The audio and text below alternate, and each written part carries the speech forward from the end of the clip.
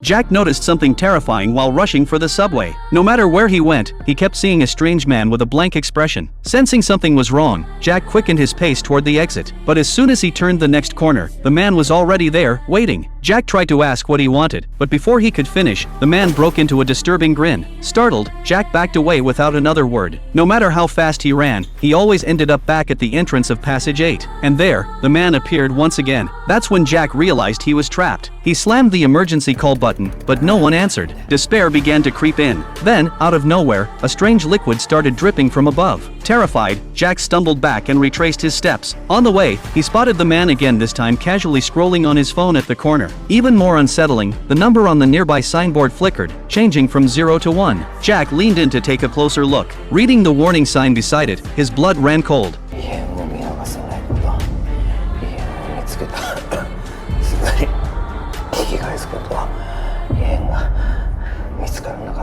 He had been dragged into a deadly rule-based horror game. The strange liquid dripping from the ceiling? It matched exactly what the warning described as an anomaly. Jack hurried back to Passage 8. The man, who had been standing still a moment ago, suddenly began moving again. Jack tried to ask him what was going on, but the man stayed completely silent, like a wind-up doll going through programmed motions. With no choice, Jack pushed forward. This time, the number on the sign reset to 0. It seemed if he couldn't find the anomaly in the passage, the counter would go back to 0. Only by finding the real Passage 8 could he escape. Determined, Jack pulled out his phone and began taking photos, capturing every possible anomaly in the passage, including that eerie man. When he finally reached the end of the corridor, the number on the sign changed to 1 again. But when Jack opened his phone to check, every photo had turned into nothing but static and corrupted lines. Left with no choice, he had to rely on memory to track the anomalies. And just then, the footsteps of the strange man suddenly stopped.